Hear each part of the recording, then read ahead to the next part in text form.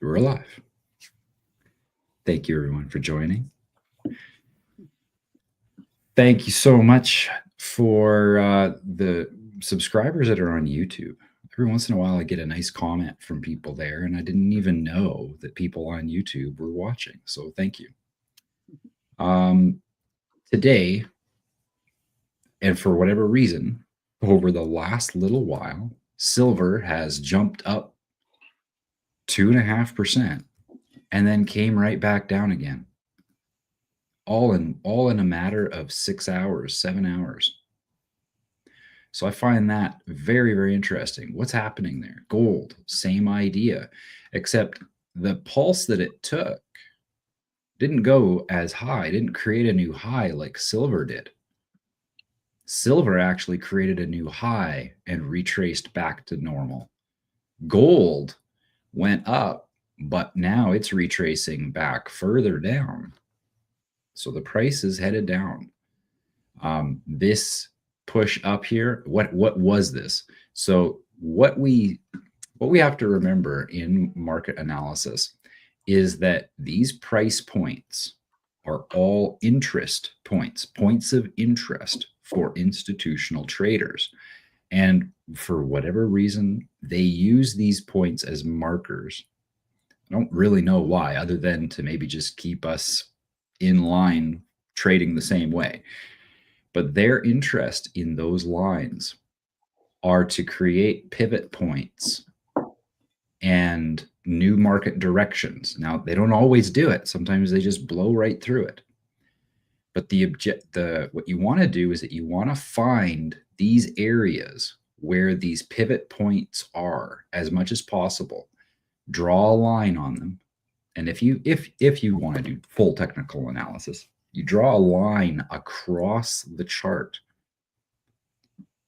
and you can see where these pivot points are. These bouncing, where the price comes down, it bounces off of it, goes up. Here, you can see another line that I've drawn in the background there, right here. This line here is got tons of price action around it. Well, this price action here, this is gold. This price action here actually went above that line and then came back down heavily, but made this, look at that, how it didn't quite make it down to the next line, right? The next line is right here. And so here, we're at this little bit of support here, but this big jut where it just all of a sudden comes up and almost tries to hit this. This is very, very typical of market manipulators. What they're wanting to do is, again, get people convinced, oh, we're going up. Because in a technical analysis, I'll tell you what's going on. Look at this. In a technical analysis, because this high is higher than this high, we have this lows going higher lows. So this high signifies to people that it's going to go up. So when it comes back down and just about hits support and then starts to go up again, and this new support, like if we don't see this, let's just go like this. I'm going to move the price action over so you can see what's happened. There's a trend. And so short-term traders, especially intraday traders, so people who put in trades and they only keep them for a few days at a time, this is what they would do. They would go ahead and take a trade. They would take a trade going up. They would go long on this asset. Let's go ahead and hide the price again. And the reason they would is because the technical analysis tells them it's a great idea. Higher highs, higher lows. The pattern is there. We have this breakout going up over top of this 200 line, which is a very common average line to use. And so they go ahead, and here is where they buy, because obviously, we hit this bottom and we're heading back up again to make a new high, because that's the pattern that they see. But this candle here shot up really fast, and I'm sure people got excited and they went ahead and bought, and then the price turned around on them. A good technical analysis will buy right. Where do I get my arrow? Here it is. A good technical analysis will buy right here. Looking at the whole thing, you don't see those bars. That looks like a good trade because the pattern is being followed. And sure enough, the technical analysis says to buy here. It goes up a little bit, but it doesn't go up very much. This going up a little bit is like when you go to the casino, they actually design the games in such a way that they actually like it when you win a little bit. So you know how you're not supposed to mark the cards in the casinos? They've got technology to give you some wins early on when you sit at a table, and because they want you to stick around. So this is the same, and we know that they do this. There's a presentation that I have on YouTube that I watch on YouTube, but once a year, just as a refresher course. It's about 3-4 hours, and it explains exactly why they do this and why they can get away with it. They drive the price a certain direction to get people to think that it's going in that direction, and then reverse the market by just dumping. They've got trillions of dollars of liquidity specifically to manipulate the markets so they can make $1 trillion of more liquidity. That's why they're called market movers, because when they move money, it actually moves the market. Us guys, that doesn't happen. So this movement here is indicative of more market manipulation, more price fixing on this asset. And I know why they're doing it. It's because they want more faith. They want more faith, more money, more energy to be going into the Dow Jones. They want to see fiat still have more faith. They're not done draining all the money out of people's accounts yet. So they need the money in those accounts. They don't want it going to gold. So they will go ahead and manipulate the price of gold. And if people say, "Oh no, that's just a conspiracy theory, Paul," no, except J.P. Morgan pays $1 million a day in fines for manipulating the price of gold. Everybody knows they do it. They manipulate the price of gold. They're fined every day for it, and they don't care because it's just a cost of doing business to them. So the reason why there is an attraction to crypto, even though we talk about how ETFs are going online for Ripple next, and that announcement is really becoming very controversial. Every time it happens, it's like more people are like, "Why are you having to do that? I thought this was blockchain. We don't do those kinds of things with blockchain." And so it's a fascinating time to watch all of these conversations coming forward, and more people looking at what the heck is going on. And it's fascinating to notice, for me, how many people are gravitating towards meme coins as a result. Because a meme coin can be launched by anybody. You don't have to have a company registered anywhere. You don't have to do, all you need to do is have people that believe in your idea, and you form a community around that idea, kind of like how Bitcoin got started. But then they had a technology to actually back their idea up. Well, meme coins are basically just using the same technology, just a later iteration of it. And people are creating community around ideas. And I've been talking about this one for a little while here, and Audrey actually went ahead and got some SPX. And the full ticker is SPX 6900. This community is ranked 79th out of all of the coins in the ecosystem. Out of all of the coins in blockchain, this one is ranked 79th. Now, keep in mind, there's 10,530 active cryptocurrencies listed here on CoinMarketCap, and SPX is number 79, and it's not even a project or a company or anything. This is a community that is driven to take over the stock market. Their community, that's all they talk about. That's all they think about. How can we make it? Because they're saying that the market cap for altcoins and meme coins and RWA coins and AI coins and all these things, they're saying this market is bigger than the current stock market. It's just not realized yet. And so they started this community way back in 2023 and launched a meme coin, and it did nothing. Look at it, did basically nothing this whole time. And then in September of 2024, just a few months ago, it went from less than 1 cent. And in a very short period of time, in 1 month, October 13th, it was 91 cents. So I'm going to go again, back down here. It was just below a cent. Even on September 4th, it was 0.8 of a cent.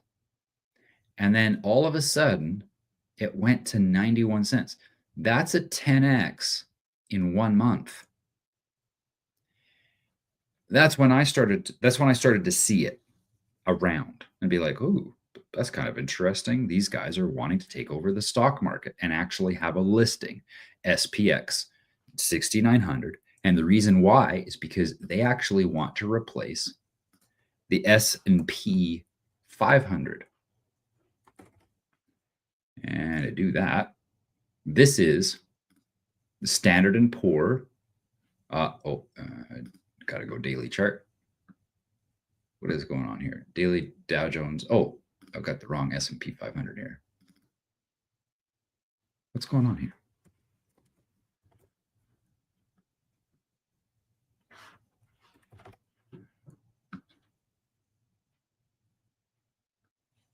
Why is the 500 not showing up? Oh, indices. Let's click on that. That'll help. There we go. All right. So this is the index of the top 500 companies. And this price index is just nothing but manipulated as well.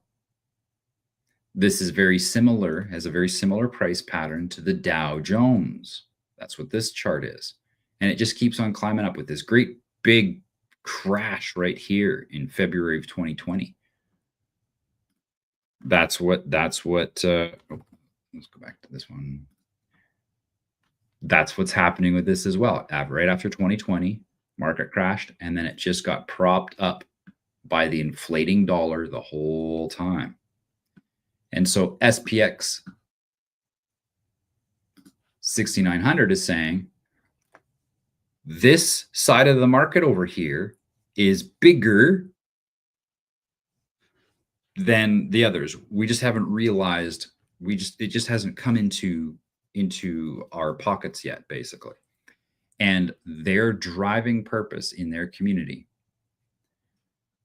is all about just sharing conversation about the fact that, hey, the crypto space is bigger than the S&P, the Standard and Poor 500. We need our own Standard and Poor for the 6,900 companies that are coming forward and building the fourth industrial revolution. It's a meme, and this is what they've been able to accomplish, which, by the way, just a few days ago, at the end of December, it created a new high around 85 cents. 90 cents. And even in the last little while, Audrey, do you want to talk about what's happened to your SPX after you got it there a couple days ago? You just let people know how you're feeling about this one.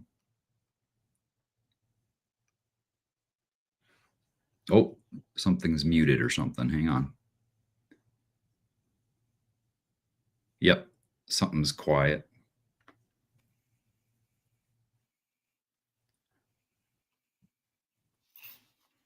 Still nothing.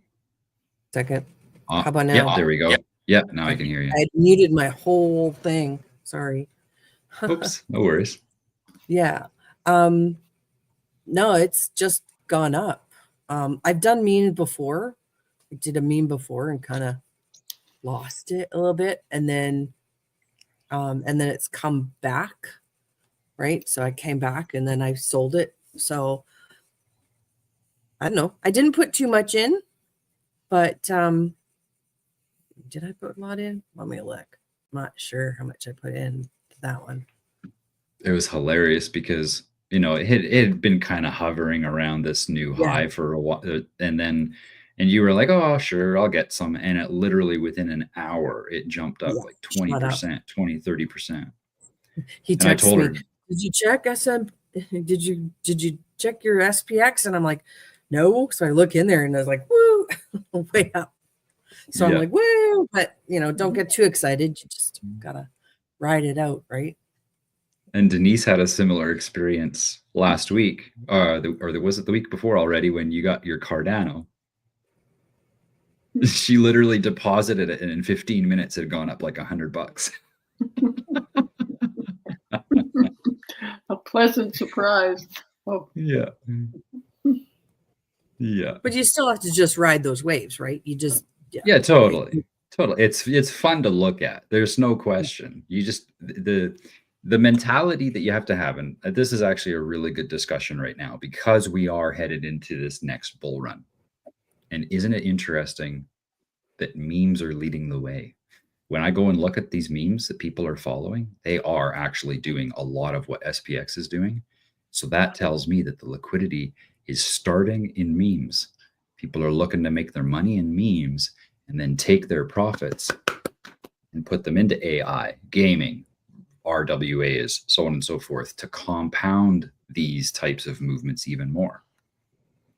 Right? It's wild. And of all things, memes. Well, aren't they close-knit communities memes? Those are the ones that make it. Those are the ones that actually do amazing work, like SPX. I mean, look at that. They had no price action for years. Literally, it was low, super low at the very beginning, right? Like some of these here, 0.0 started off at 0.0006 cents, right? And it didn't, I moved up for sure, got up to 2 cents there for a little while, but it didn't do that again. That 2 cents, the 2.5 cents was the high there in October 2023.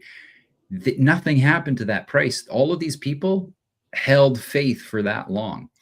And through here, everybody freaked out. This is the thing. We need to take over the stock market. They believe it so wholeheartedly that SPX 6900, out of all of the meme coins out there, they actually have the highest percentage of people holding in their wallet more than $1,000. And this is in the meme world. So if you have the highest percentage of people who are holding more than $1,000 worth of an asset in memes,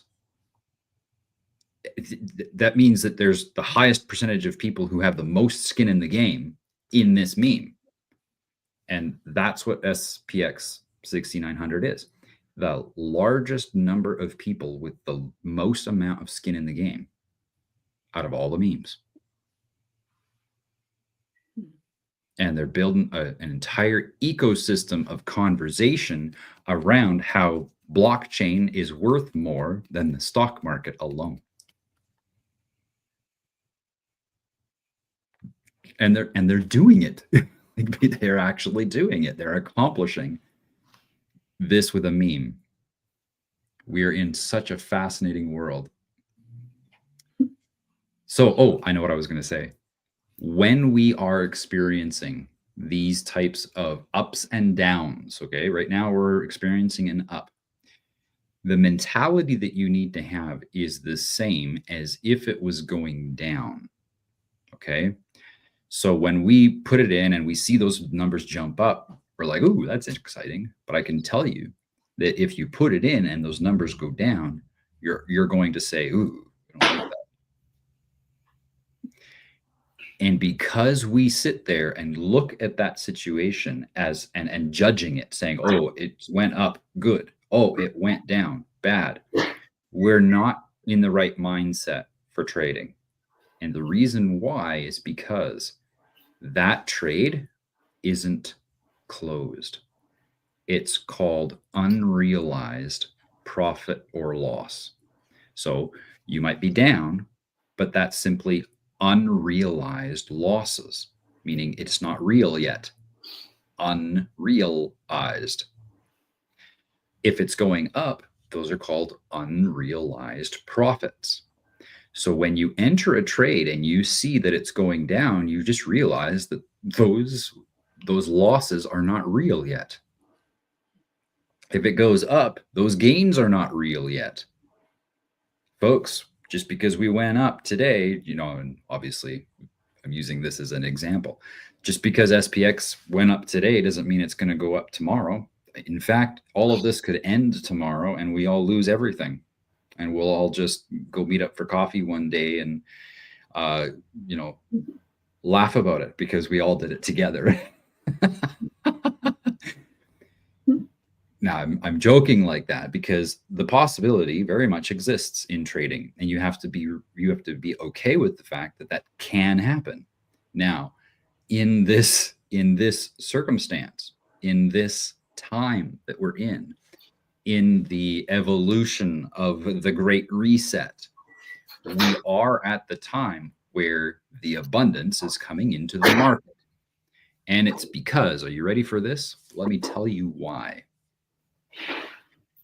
In AI, a major development occurred in the last couple of weeks.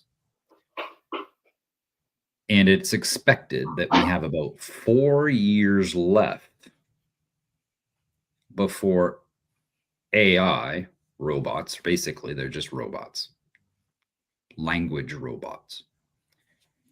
AI is going to start creating computer chips to run AI. Now, the weight of that sometimes doesn't hit people. So I'm gonna explain it out. What's going to happen is that people are going to get an AI and they're going to want it to do things that it isn't currently capable of doing. And it will take your prompt and say, I don't know how to do it, but here are the schematics for a computer chip that we can make that will allow me to complete that task. What happens when you've got the robots designing their own infrastructure? We have no idea. We have no idea what it's going to look like. I think we're going to see inventions coming out that will really blow our minds as to what we're capable of doing. And let me give you an example. Robots, AI, is already designing cars that you can print with a 3D printer in a garage.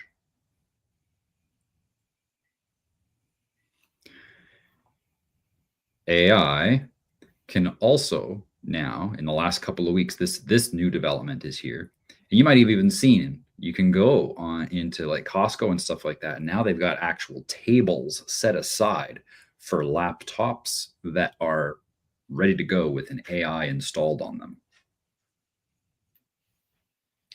The AI that is installed on those computers in the last couple of weeks just got an upgrade where now you will be able to, with your phone microphone, give voice commands when you're not home. And the AI in the computer will do that task for you. You need to email someone, just tell AI. Remember the Siri, how Siri was supposed to be helpful and it never really was? Well, now it's going to be, now something's going to be helpful, and I don't think it'll be called Siri, because still no sign from Apple on whether or not they're going to do this as well. They have Apple Intelligence, they call it, but I've tried it. It's not that intelligent. The only thing that it was able to do where I was like, oh, this is helpful, it was able to transcribe my voice memos. But laptops now are being rolled off the shelf, able to do your digital work. Now, here's the key. It's one thing for a machine to be able to do your work for you, like a Siri, right? Oh, sure, I'll add that calendar event to your calendar. Oh, sure, I'll add that reminder to your list of things to do. That's easy enough to do.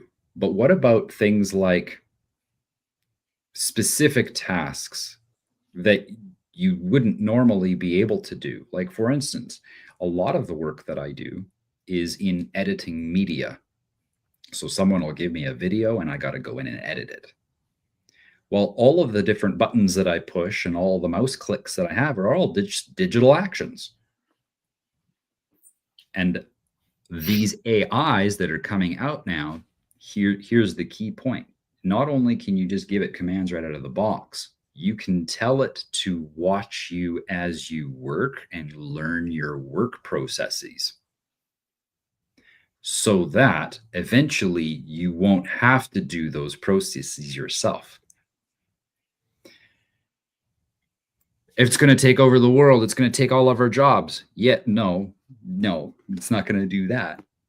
And the reason why is because AI is not actually capable of doing anything without our input. It is incapable of doing anything without our input. We have to give it an initiating command. And people say, oh, it's going to take over the world. Well, that's on us, because the only parameters AI has to go by is data that we create. So it's just a mirror of who we are. It's artificially intelligent. It's not actually that smart. It's just a machine figuring out probabilities and coming down to one singular probability for the situation that you've requested. That's all it does. So no one's going to lose their job to AI. They're going to lose their job to someone who knows how to train an AI to do their job. That's what's happening now.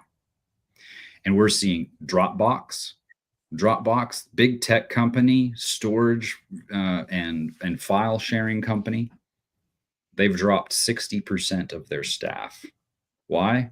Because now they don't need them to write code anymore.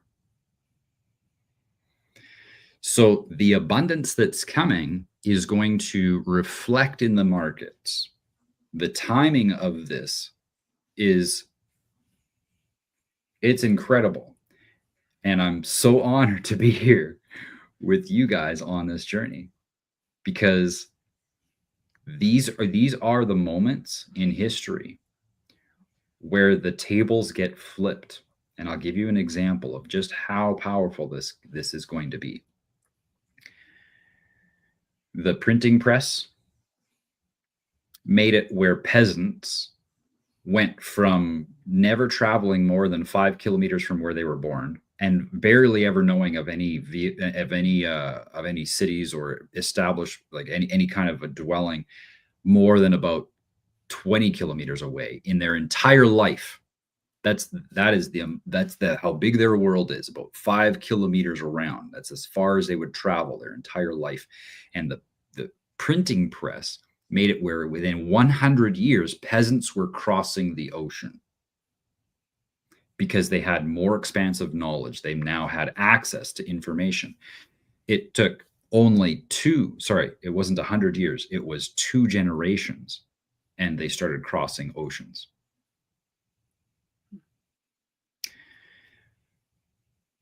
We've had this little tiny printing press in our homes for a while. My first one was an Apple IIc. My grandmother worked at NAIT as an English professor. She had an Apple IIe, and that was a mind-blowing machine. It could talk to you with a little robotic voice. Those printing presses ended up doing the same thing as the printing press, taking information and decentralizing it. Hey, let's take this guy's brain, put it into a book, and then ship that book all over the place and print many of them.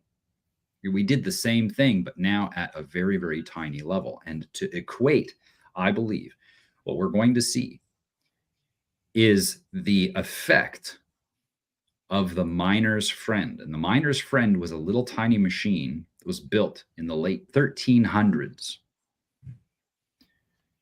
And it was actually the very first steam engine. We think of steam engines and we think of big locomotives. That's what happened with the steam engine. No, the steam engine did not do for hundreds of years yet. It took another 250 years of developing the steam engine before it was big enough to move a locomotive.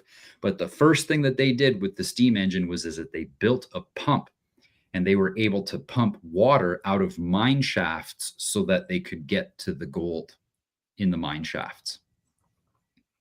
And it saved lives because they were just getting peasants, people who had no life, no future. They were just getting peasants to go down there risking their lives, and they were losing a lot of peasants, and it was really annoying them. So this guy was like, we got to get the water out somehow. And he built a steam engine out of wood. It was out of wood. Pumping the water out of the mine shafts. Now here's do you think that there were any peasants saying, oh my gosh, this steam engine thing is going to take away my job? It's going to make it where I won't have anything to do. That's the mentality. That's actually what I hear when people say, oh, AI is going to take our jobs. I'm like, and how is this a problem? Exactly. Why is it a problem to have a machine do your work for you? I mean, isn't that a washing machine too? Like, you didn't want to do laundry, and so you built a washing machine. You didn't complain then, or did you? I find it comical to see when something like what we're going through right now, a renaissance. Okay, this is a renaissance beyond our imagining. People say it's a digital renaissance. No. This is a humanity renaissance. Why? Because we as a people are learning that there is this friend that we can actually have do our work for us. It can go down into that mine shaft, that dangerous mine shaft. Well, Paul, using a computer is not dangerous. Oh, did you know that the little soft blue light that is being used to shine the screen up, to light the screen up, even though there are all these different colors, you've got, look, Jennifer's got a nice salt lamp there. That's not the blue light, right? That's a different color. But the light that is used in the little tiny pixels, those little tiny LEDs in your screen, that light, when it goes through, it's actually shining a frequency of blue light into your retinas.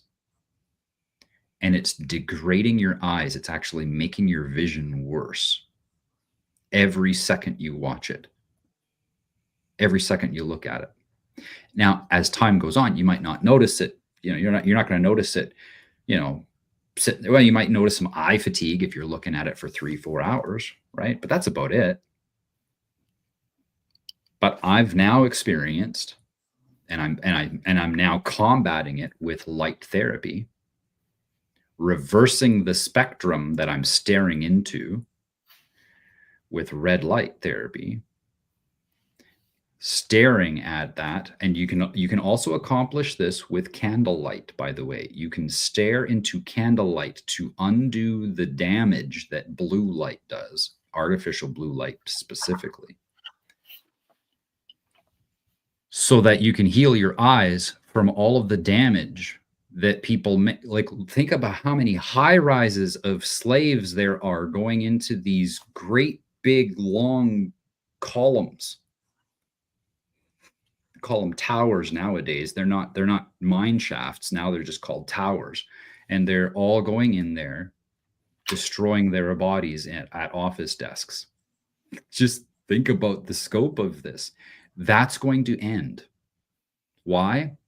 Because now you can replace a high rise of people with a little box the size of a shoebox.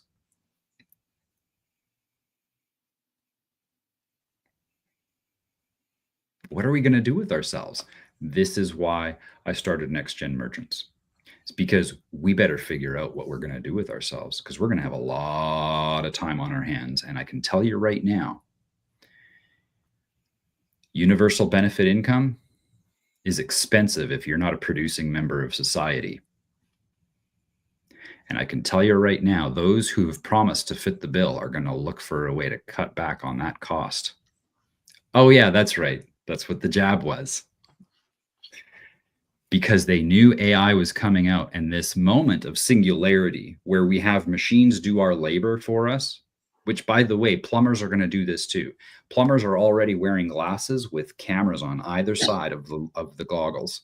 And those glasses are 3D, getting a 3D image of the surroundings of the plumber, and studying all of the hand movements.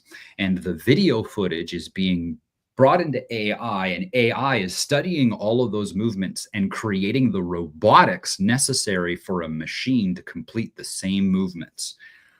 Grab the wrench and twist it this way.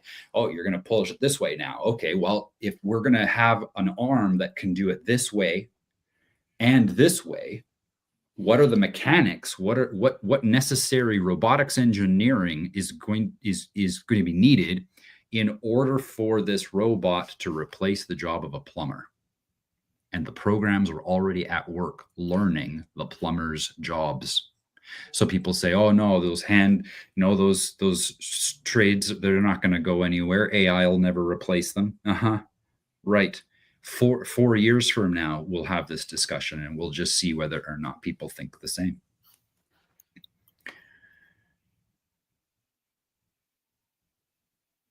I'm having fun. You guys having fun? I like talking about things like this because they're majorly consequential.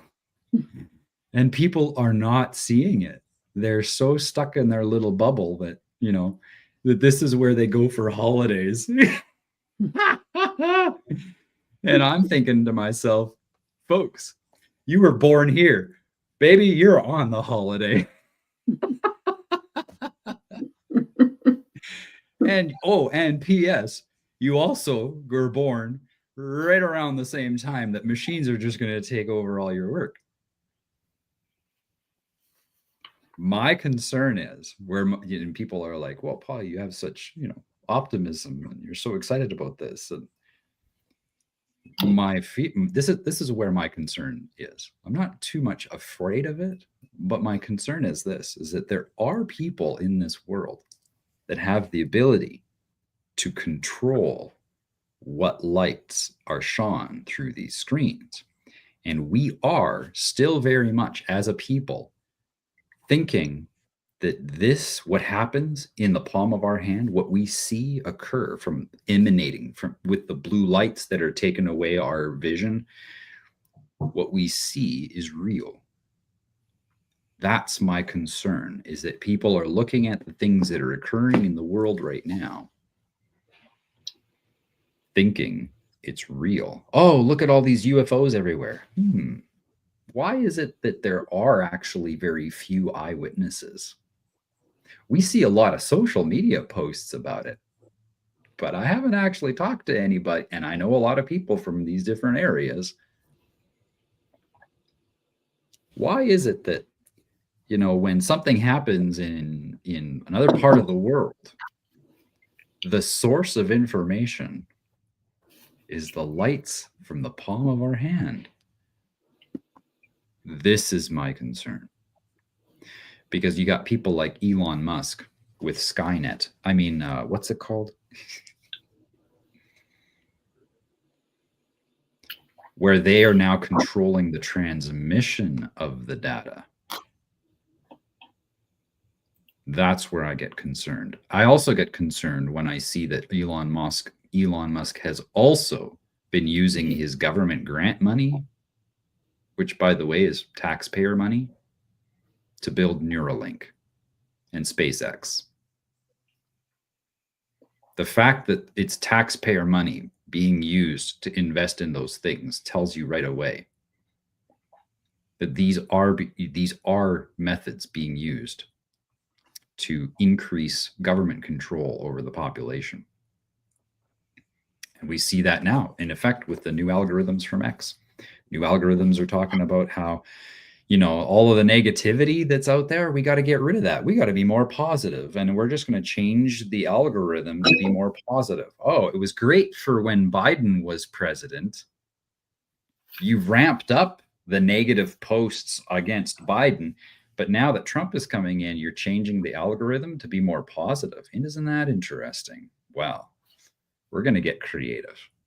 And I know how we can actually use this algorithmic change to our benefit, because I can make it incredibly positive experience, sharing very consequential things.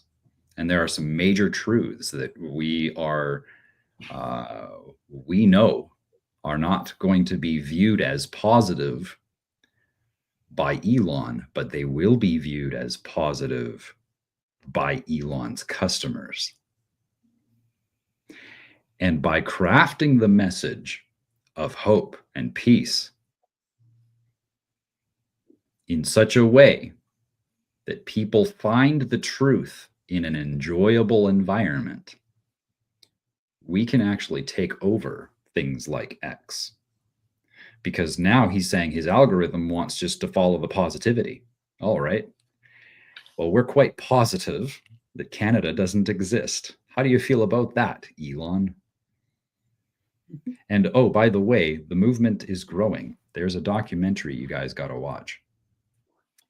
This came out a little while ago, and I was actually thinking of making a full-on presentation about this.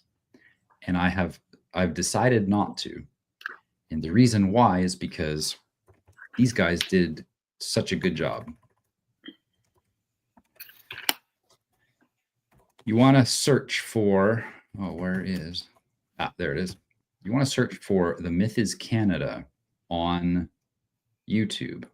And this video here, I'm going to go ahead and just throw it up in the copy link address. It's really good. Yeah. I watched it. It's really, really good.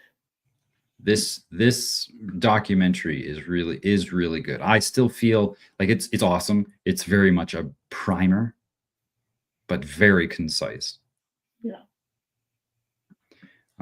Okay, let's go to there it is. Where do I find that? On what? I'm just going to go ahead and post the link right inside our Telegram chat, their Telegram channel, so you can find it there. But it's in The Myth is Canada, and the name of the video is Canada the Illusion.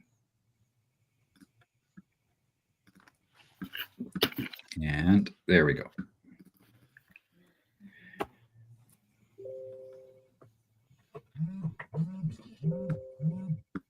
Oh, for some reason, that video is starting at 489 seconds. Hang on a second here. Let me just go ahead and edit that so that doesn't happen. Okay.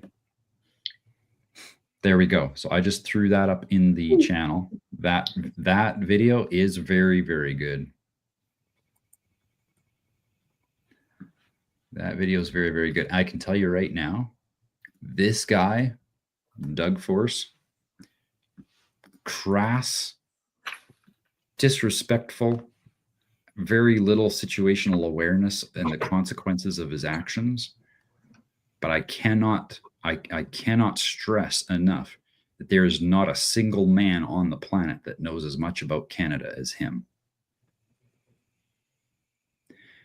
Definitely check out that video. It's actually produced unbeknownst to him because someone went through his website and was like, this needs to be organized.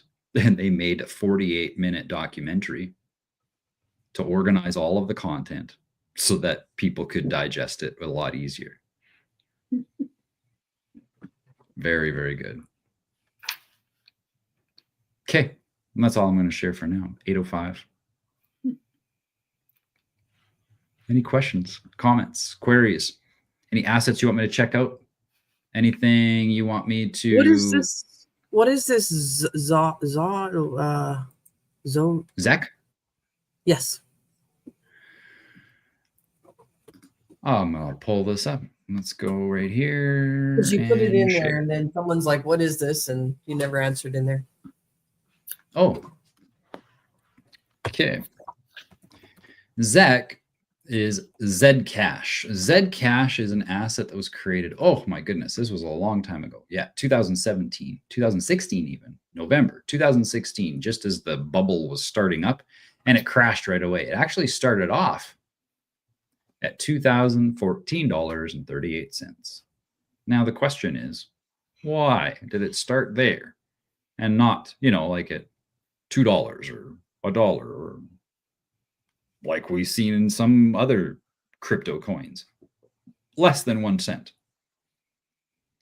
Well, the reason why this went like this was because this was a branch off of Bitcoin. So before Bitcoin did its great big huge hoorah in 2017, where everybody freaked out because it went to 20 grand, which, but remember, it's now pushing 100. Everybody freaked out. The Zcash was a branch off of Bitcoin. It was a community that said, we would like to do this with Bitcoin. And of course, the way Bitcoin works is, well, we can't change anything of the history, so we can't change anything to the blockchain. You're going to have to just take this idea and run with it yourself. So it divided. It actually split. And it never saw much success, except for in here, like a little bit of a rise in 2018. And that was because people were playing around and doing fascinating things with the coin. Well, the market cap and diluted volume was terrible. It was awful.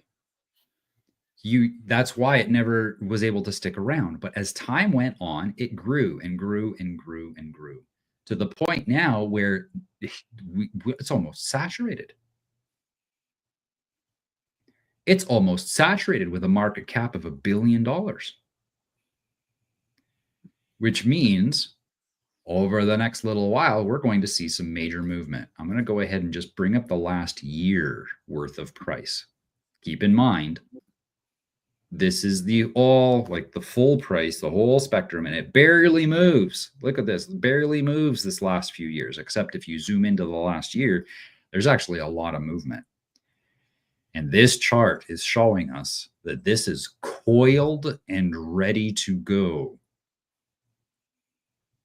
Zcash, when did I post that? That was right around the start of the year, I think, wasn't it? Second or something like that? Maybe the 1st, 30th? I can't remember. In there, you did it December 23rd. Oh, December 23rd. So on December 23rd,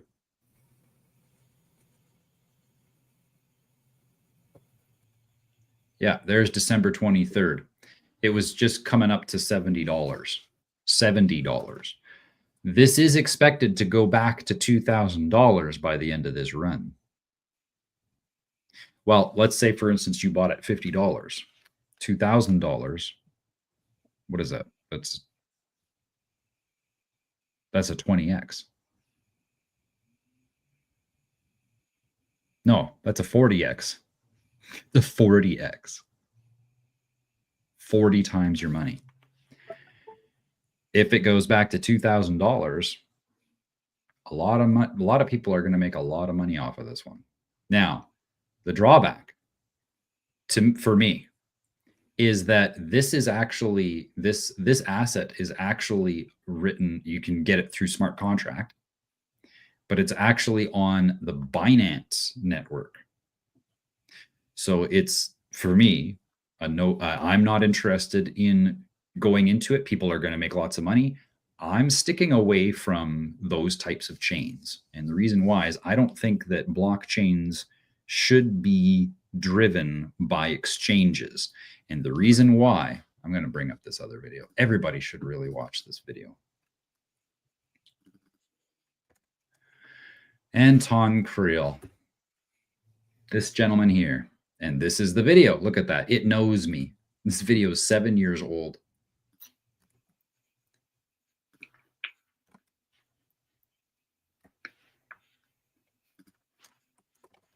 This video is why I do not invest in ZEC, although I fully recognize, I'm going to post this, I fully recognize that there are tons of opportunity.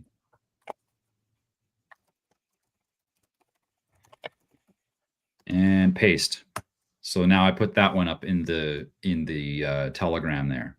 If this is your Netflix and chill type of conversation to listen to, it's pretty heady. If you're not that interested in technical analysis, don't watch it unless you're interested in how brokers are corrupt, because he goes and explains it very easily for most people. There are some things you might have questions about, and feel free to ask. But that presentation there totally shifted my entire worldview on the financial world. And I was already trading when I watched it. Totally changed everything for me.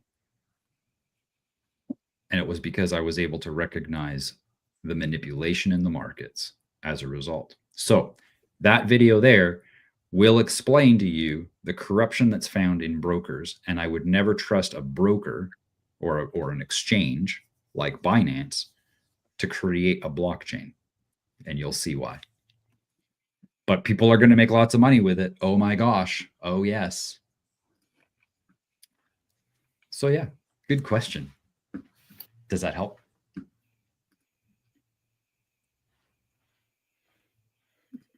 Thank you for asking. Next, I'm going to go have myself some breakfast. I've got a 9 o'clock meeting, and then I'm going to be coming back, and we need to talk about market this weekend. Well, I've done a bunch of things. I don't know Nice. if I want to stop the live.